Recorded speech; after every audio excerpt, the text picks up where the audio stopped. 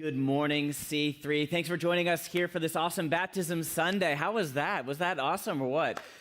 Thank God for his work in the lives of these individuals. It's always so exciting just to see these first steps and continued steps of faith. If you haven't had a chance to meet me yet, my name's Ted. I'm one of the pastors here at C3 and have the privilege this morning of bringing an important message to you all. And as I was thinking about this message, I was struck by the fact that here we are in the second week of May already, and it just seems like this whole month is just flying by. And for us as a family, it's particularly busy because my oldest daughter, Galia, is graduating from high school. So let's hear it for the graduates as well.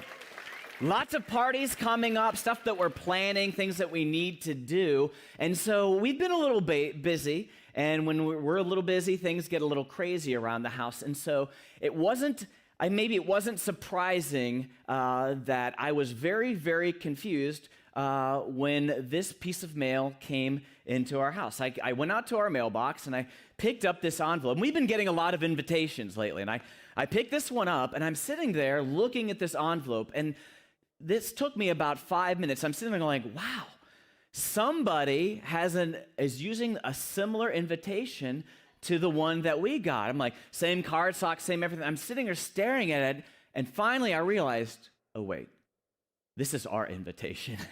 When we were sitting down to do invitations that night, we had like a little sweatshop set up, and someone was putting stamps on, someone was putting return addresses, and somebody was putting addresses on these. But this letter got no address. And so we shipped it off, and then the postal carrier brought it promptly back to our house. And I'm sitting there staring at this letter, trying to figure out who this came from.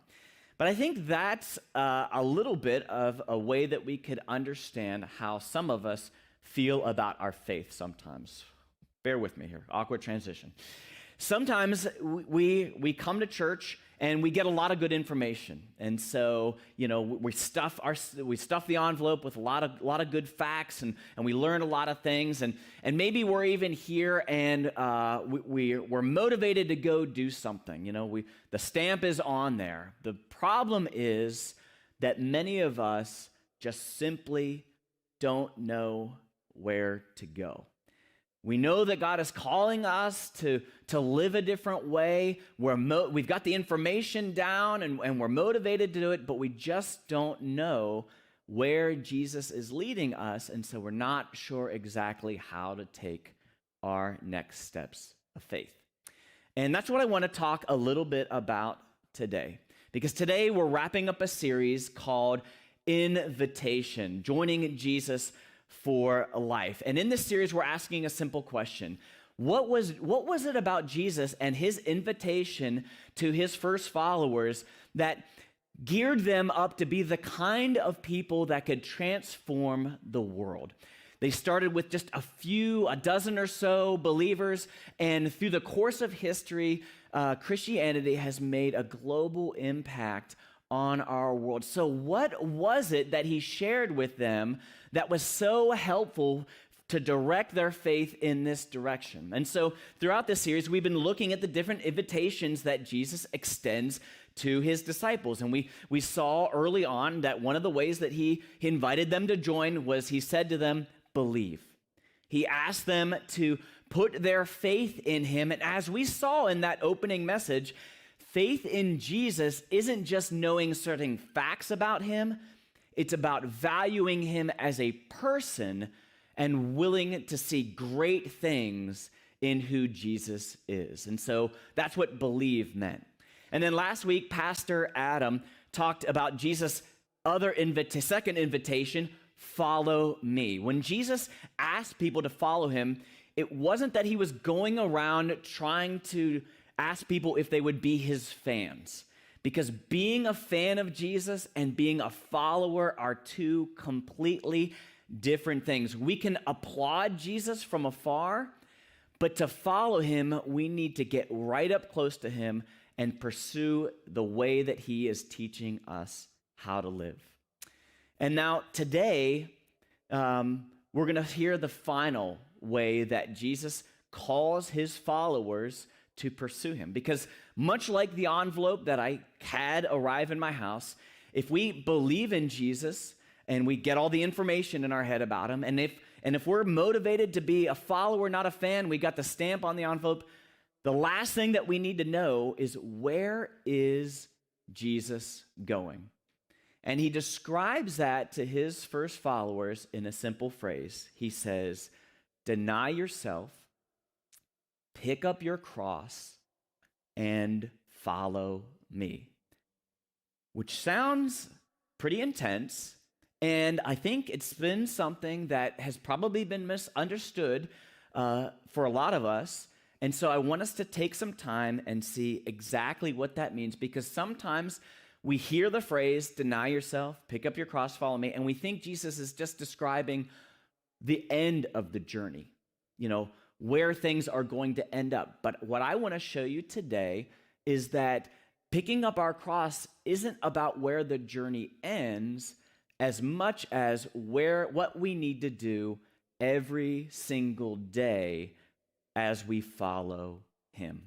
And I'm going to try to summarize that concept in today's big idea, which is simply this: to live for Jesus, we must live like Jesus. If we want to become a follower of Jesus and live for him, we need to learn to live like him. And as simple as that sounds, I think it's something that has been often misunderstood. And so what I'd like to do is to go and visit where Jesus first shared this deny yourself and pick up your cross phrase with his followers. It happens in the stories of Jesus' life, in those biographies, Matthew, Mark, and Luke. And all of those happen at a particular place in Jesus' journey with his first followers, a location called Caesarea Philippi, where he pulls away from the crowds for a moment and talks one-on-one with his followers, his disciples, about what it means to pursue him. So let's see how that conversation goes and see how Jesus explains to them what he's really talking about. So we'll be looking in one of those biographies, Matthew's, in chapter 16 and verse 13 through 16.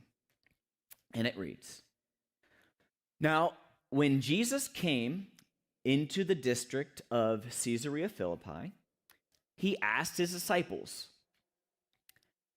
'What do people say that the Son of Man is?'" Now, that's a phrase that Jesus used about himself. So he's basically saying, hey, guys, what's trending out there? What's trending right now? And they said, well, some say that you're John the Baptist. Others say Elijah, who's an Old Testament prophet. And others, Jeremiah, he's another one. Or others say you're just one of the prophets. And then Jesus said to them, "But who do you say that I am?" And Simon Peter replied, "You are the Christ, the Son of the living God."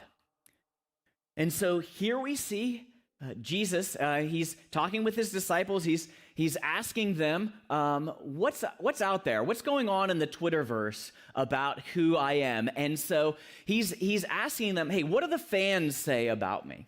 And they go through a long list of potential identities for who Jesus is. And then Jesus dials in and says, no, I know all that's out there. I don't want you just to be a fan. I want to know what you are believing about me. And so here's Peter. He's kind of the quintessential disciple. And he says, we believe a lot of great things about you. We believe that you're the Christ, which is just a first century term for you're the coming king. But he even goes beyond that and says, you're the king.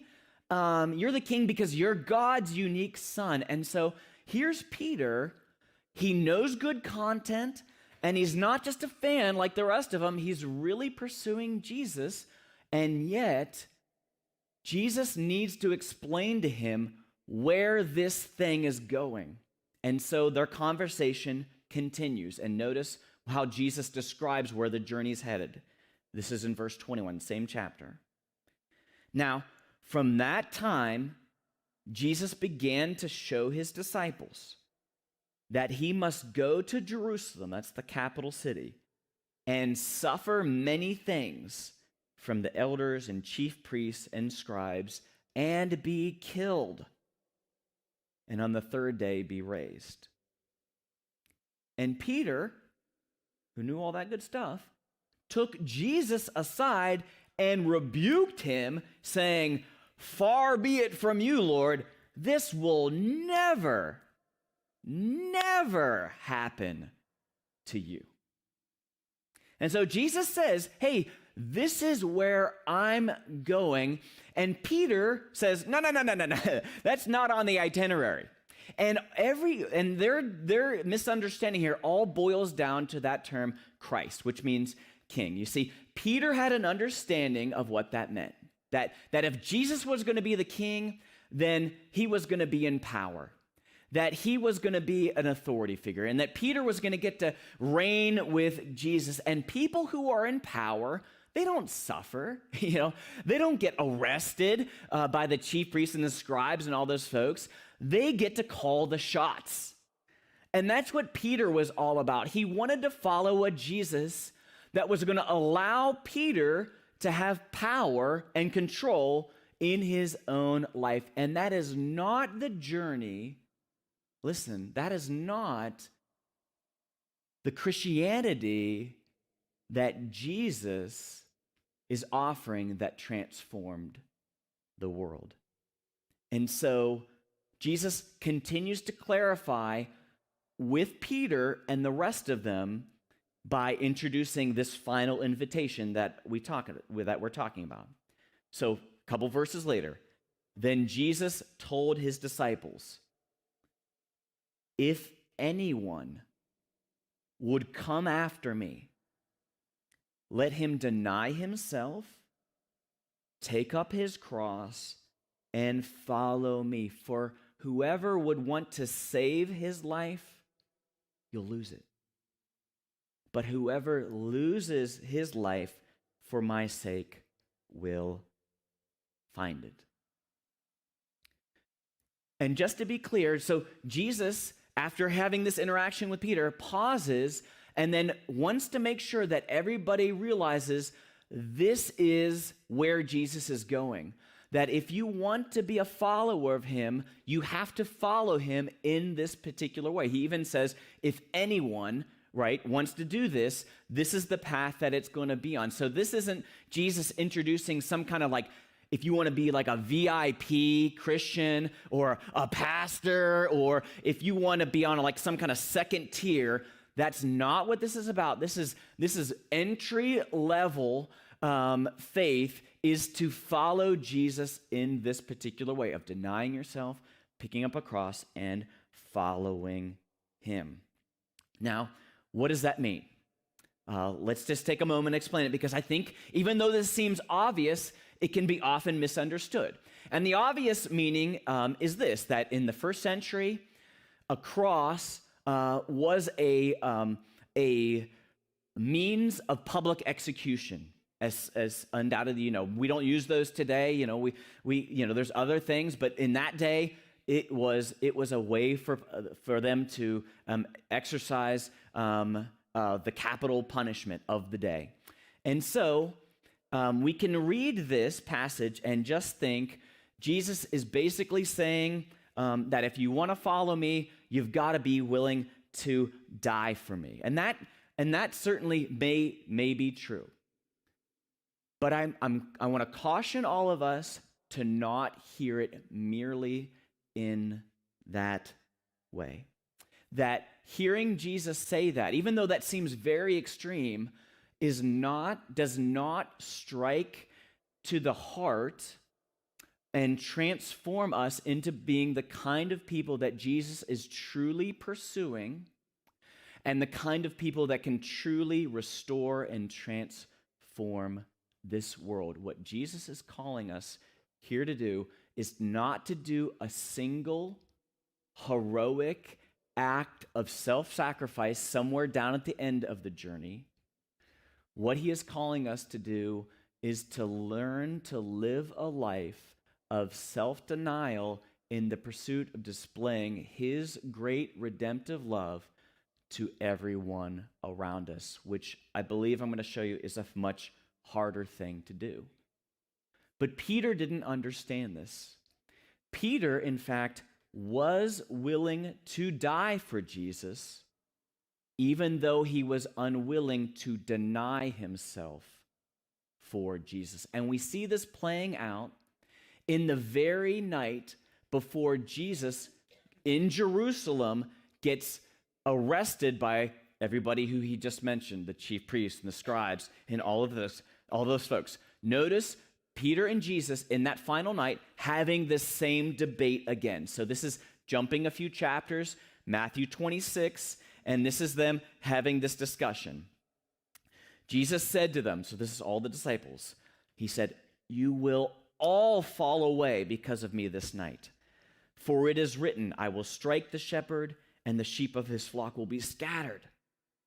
But after I'm raised up, I will go before you into Galilee." Peter answers him, "Even though all of them will fall away because of you, I will never fall away." And Jesus said to him, "Truly I tell you, this very night before the rooster crows, you will deny me 3 times. And Peter says, "Even if I must die with you, I will not deny you." And all the disciples said the same. You know what's crazy about this little discussion that Peter and Jesus are having? They're both right in different ways. Jesus is right. He's going to get arrested, and they're all going to run away. And Peter is going to deny Jesus 3 times. But Peter's right. He is willing to die for Jesus, but he is unwilling to deny himself for Jesus. And so this is how the story plays out. After they have this discussion, Jesus takes his disciples to a little garden, the Garden of Gethsemane. In that garden, Judas, the one who betrayed Jesus, leads an armed band up to Jesus. At that moment, they identify who Jesus is, and this armed group moves forward to arrest Jesus. In that moment, Peter pulls out his sword in what would have to be described as an absolute suicide mission. He's outmanned, he's outgunned. And so there he is. He's willing to die for Jesus. He's trying to defend him, and Jesus stops him and says, "Peter, put it away. You are not bearing your cross in the way that I have called you to live. Not that way, Peter." You see, Peter was willing to die for Jesus, but unwilling to deny himself for Jesus. And so here he was. Jesus gets carried off. Peter continues to follow him from a distance. And then Peter watches Jesus getting arraigned in that public court. He watches through the window as Jesus is mocked, slapped, spit upon, beaten. And then as Peter's watching this happening, and Jesus doesn't say a word during the whole thing, someone walks up to Peter and says, "Hey, I know you. Weren't you part of this guy's team?" And Peter says, No. That's not what I signed up for. That's not the path I'm walking on. I'm willing to die for this stuff, but not like that." Willing to die, but unwilling to deny himself in order to follow Jesus. He forgot our basic point, today's big idea, that to live for Jesus, we must live like Jesus. And that is the invitation that Jesus is offering to us. He's not asking you to join some army of martyrs who sign up to do a single monumental act of sacrifice once in their life. That isn't what Jesus is about. It's not a single act of heroism. He's calling us to a kind of everyday dying that looks inside of who we are, what our priorities are, what our preferences are, where our ego is, and asks us to lay that aside on behalf of others. In fact, in one of the other places where Jesus has this discussion with his followers in Luke, he specifically tells them that this picking up of a cross is a daily activity. So it can't kill you all at once. If it's something we do every single day, it is something that we do step by step by step along the journey.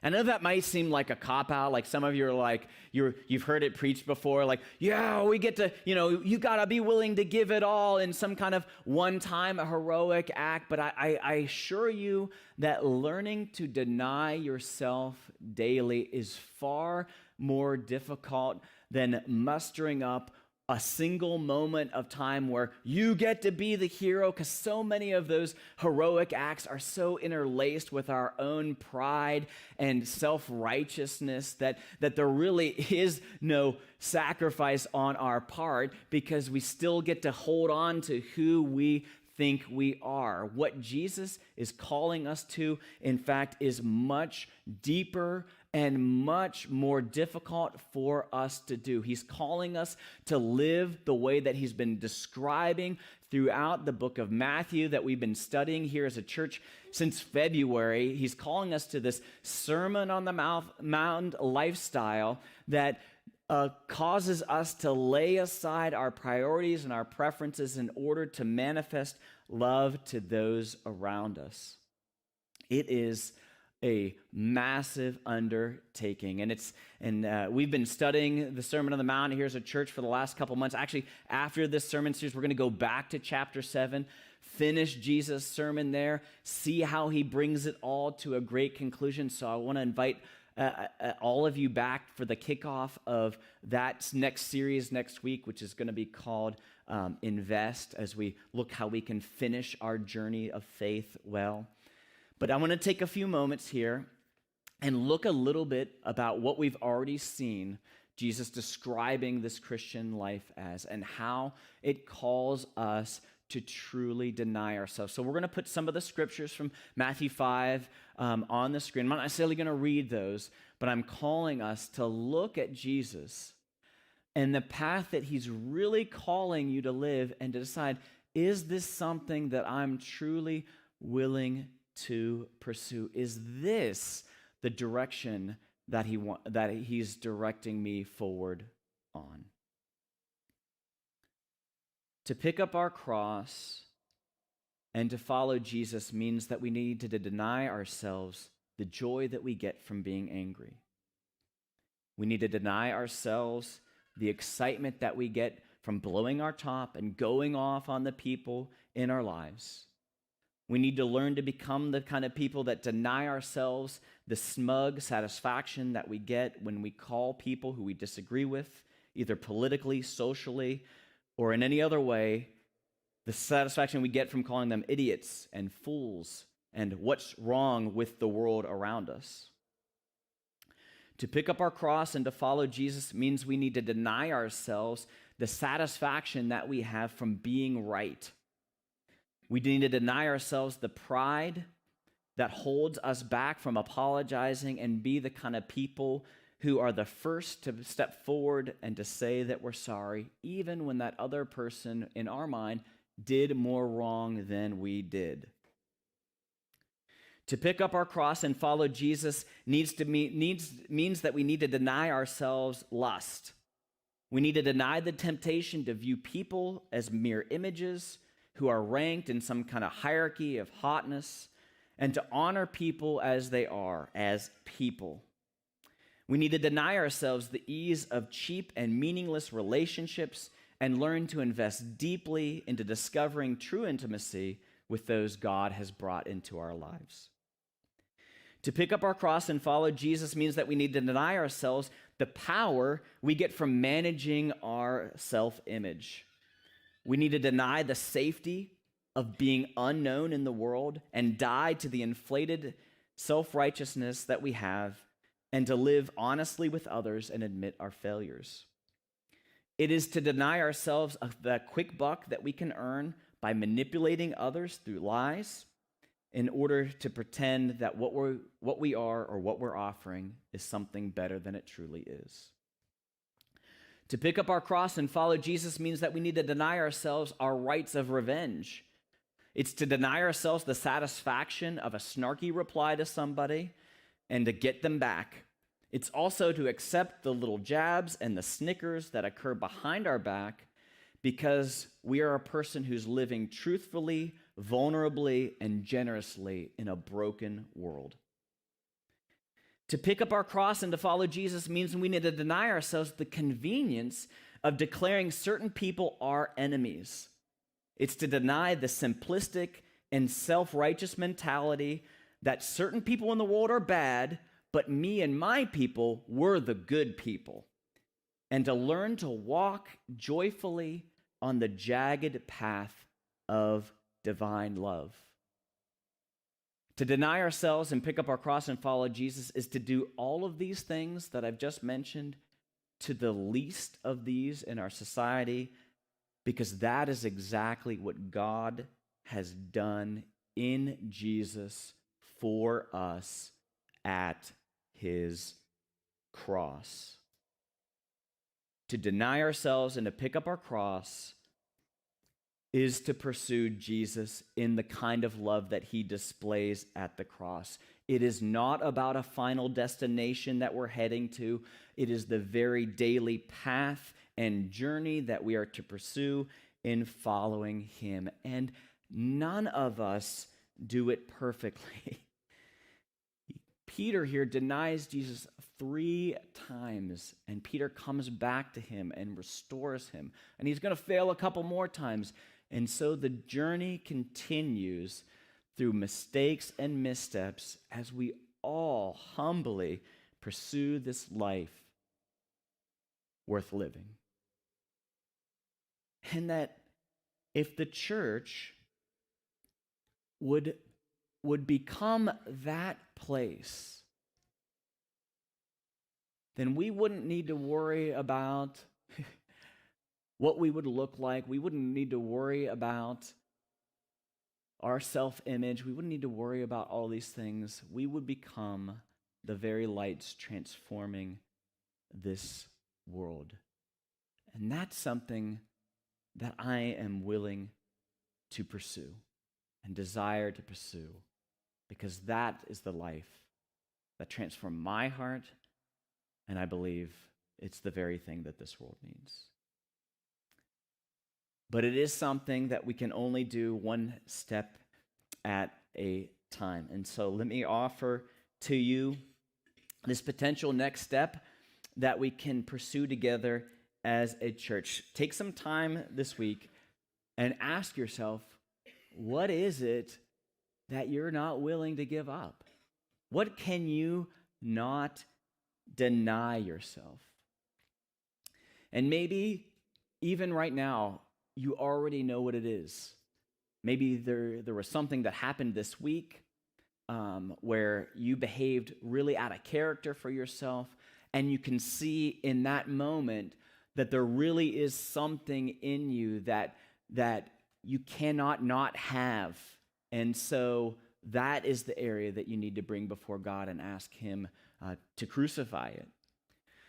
Maybe it's something that I just mentioned in my litany on the Sermon on the Mount. Maybe you refuse to deny yourself your anger, your lust, your divisiveness, your deceptions, your unforgiveness. Maybe one of those are the things that you know you're unable to let go of. Or maybe merely as you walk in this week, God is going to bring something across your path that you're going to have to wrestle with, whether you're going to pursue and move forward in a Christ-like way or not. And that'll be your moment when you see the very thing that you can't not have. In those moments, take the step of articulating what it is, offering it back to God, and asking for his grace to help you. He will meet you in those places and in those moments. Well, if you've studied the Bible at all or read through Matthew, Mark, or Luke, one of the things that's frequently mentioned is that this moment at Caesarea Philippi, where Jesus has this "who do you say I am" moment with his disciples, that moment always happens kind of dead center in the story of Jesus' life. And what they'll always say is that everything leading up to that point in that story is kind of one way, and then everything after that moment that he clarifies with his disciples is leading to another. And so this moment where Jesus lays out the cross-centered life stands as at the crossroads of these stories of Jesus' life. And I think it's a crossroads for us as well. That everything in your life can change depending on how you decide you're going to respond to this question of Jesus's. Will you deny yourself, pick up your cross in the way I've described, and begin to follow him? Not calling you to some single act of heroism, but calling you to a Jesus-centered life where you manifest his amazing care and grace to the world, no matter what the personal cost to yourself. It is a call to die daily. And it's a call for us as a church to link arms with one another and to move forward into this way that Jesus has called us to. You see, the secret to how Jesus transformed the world, starting with a dozen or so folks and moving across the known world into this day where you can't hardly not find a Christian church somewhere in the world. The secret to that was this, that they were willing to deny themselves and follow Jesus, and through it, they transformed the face of the world. That's the kind of church I want to be a part of, and I hope that you do too. Yet if we're going to accept Jesus' invitation, we need to know where he's going, because his invitation clearly has stamped right on it that if you want to live for Jesus, you'll have to live like him. Let's pray.